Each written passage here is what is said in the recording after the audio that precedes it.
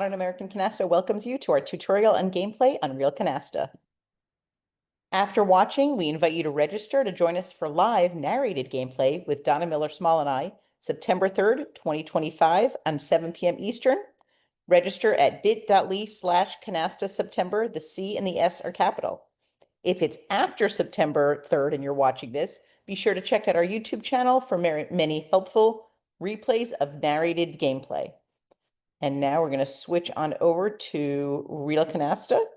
So here is the RealCanasta website, and we do not have any financial affiliation. We just appreciate the ease and helpfulness of customer service. Matt and Ronnie do a wonderful job with the site. So this is the game we choose to play on and demonstrate on. First thing you do is set up an account, come up with a username.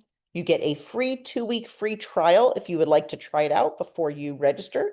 And then otherwise you could pay monthly or save by getting an annual subscription. The game is very easy to play. You have many choices.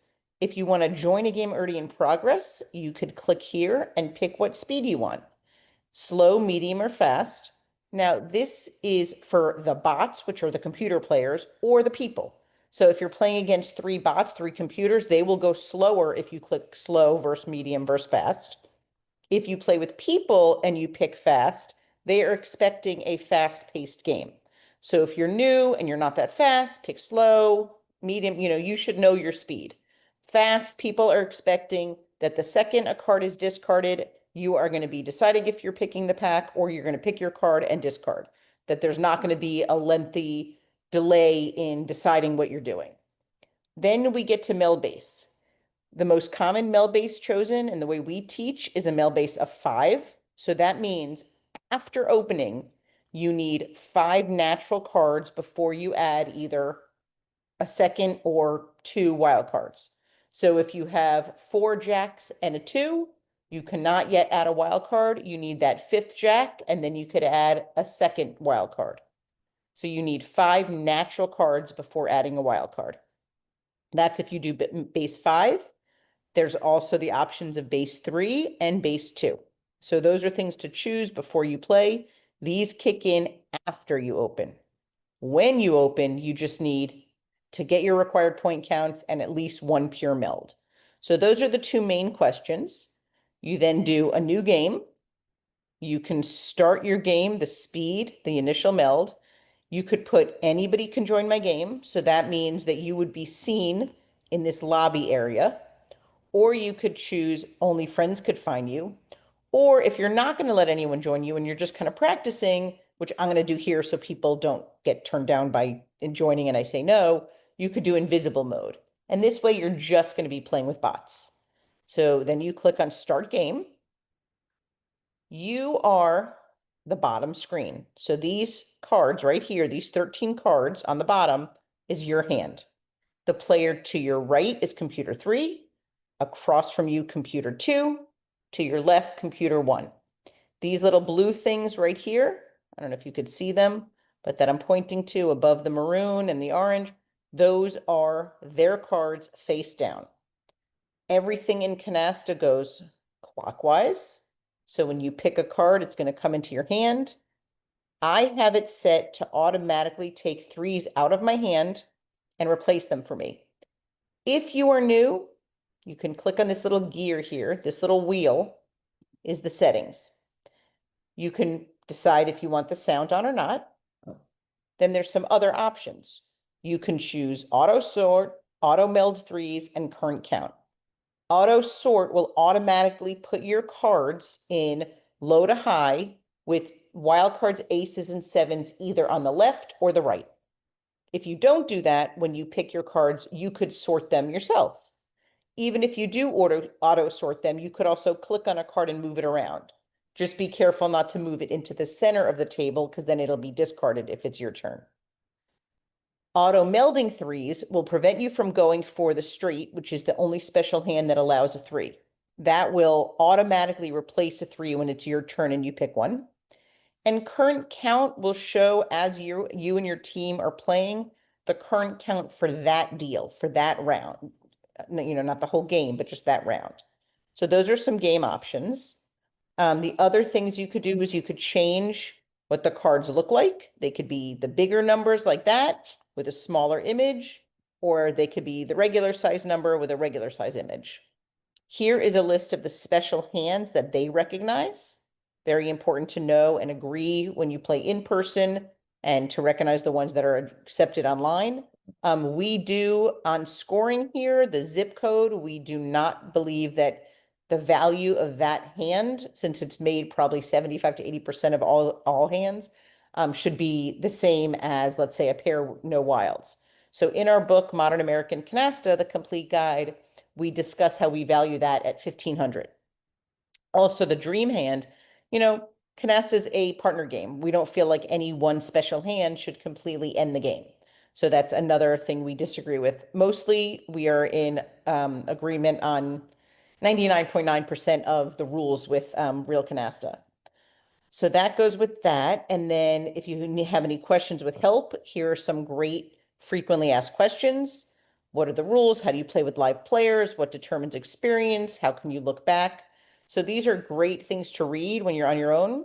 For looking back 3 cards, you just press on the discard pile when it's your turn and it'll take you back. When you replace your 3s, you can't meld them. Actually, that's a good question. What do they answer? Drag and drop your 3s to the green before after. So you're technically not melding them, you're replacing them.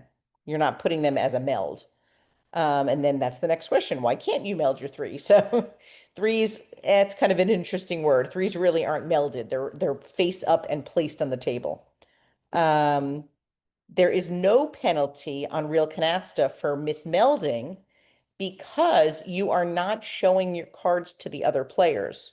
You are putting your cards face down so no one else can see them until you actually meld. So because of that, there is not that 10-point penalty and there is not that restriction that your partner can't open with pure aces, 7s, or wild card if you had them in your hand. So that is why there's no mismelding penalty. So that is a lot of the important stuff here.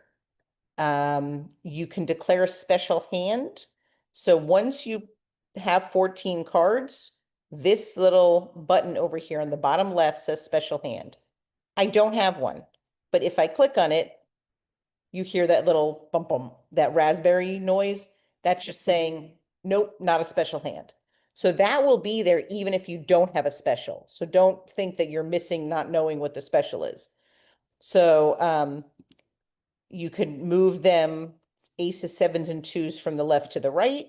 You could pick up a card and move it if you want to. You don't have to keep it in the order they have. You could discard. So let's say I'm discarding the 10. You just click on it, drag it up there. And then the game will continue clockwise. Wow, our partner, and wow, what a start. So our partner started with 6 wild cards. So they opened already and we could actually pick the pack, which is great. So when it's your turn, you either pick a card or take the pack. So to take the pack, since I have the pair, you just click it and it automatically brings it up. These cards are now yours. I could continue melding if I want. Normally, I might not put this 5 down, but first, etiquette-wise, I'm going to close the joker or the wild cards first. And then I'll put a 5 up just to show you how it's done. You just pick the card and tap it and drag it. You could even just put it, even if I put it just here, and I'm going to take it back, even if I just put it there, it drags it there. The one thing you don't want to do is don't put a card here where this little thing highlights, it will take your card. The reason I was allowed to bring my 9 back is I didn't put 3 out. If I had put 3 9s out, it would not let me take it back. So I'm going to put the 4 out as my discard. And now let's see, they're opening. So it automatically gave computer 2, my partner, automatically gave them the 4 cards for opening first. Then it automatically gave computer 1 3 cards for getting the second talon. So I only have 1 10. I can't pick the pack. I'm going to pick a card. So let's see. They have queens and aces. I don't match. I do have 2 jacks. I kind of want to keep that to pick the pack. Now, I have this thought process where I feel like anytime I put down a card that they just put down, I feel like computer one is going to have. There's only 2 cards in the pack. I'd rather do this than break up pairs. Yep, see, that reinforces it. So let's see.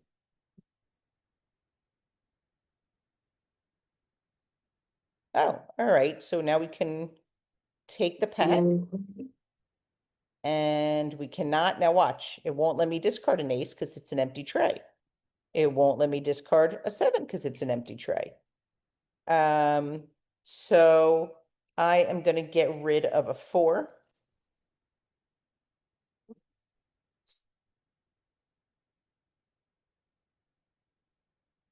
And we can't. So now this is interesting. We only need one more card here. And I have 2 6s, a 7, and an ace. I can unload all of these. You know, there's different strategies here. And this is just a tutorial, not a strategy class. But I'm just going to try to show you how the round ends. So I am doing something I normally don't do, which is I'm getting rid of all my cards really early. So, and our partner's going to continue picking cards.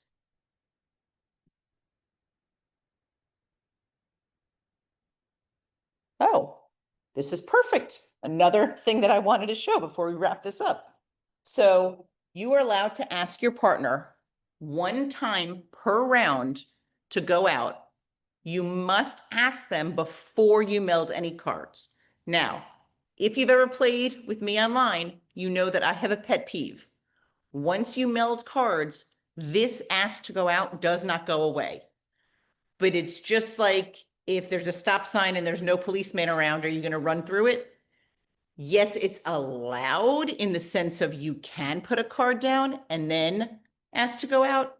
But the rule is once you put a card down, that is not allowed anymore. So I'm going to ask my partner, can I go out? They said yes. So what that means is they do not have probably more than 2 aces or 2 7s in hand. So I am going to put my 3 6s down.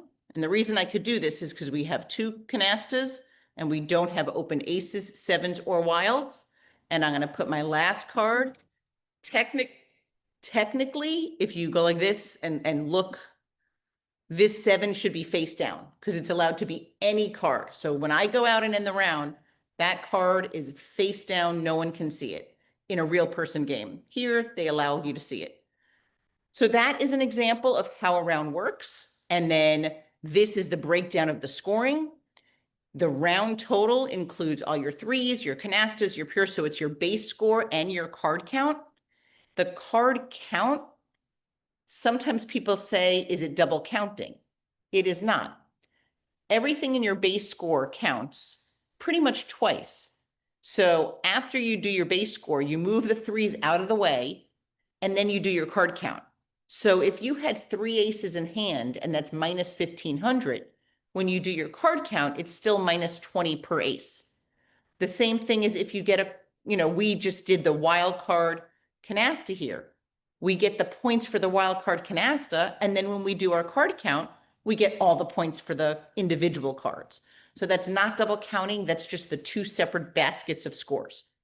So we hope that you find this helpful to just go over a general tutorial of how to play on RealCanasta. We'd love to hear from you what other things you would like to hear about the game and just about Canasta in general. Hope to see you on our Zoom tomorrow night, September 3rd, 7 p.m. Eastern. Be there. And between now and then, we hope you get all the cards you need in hand.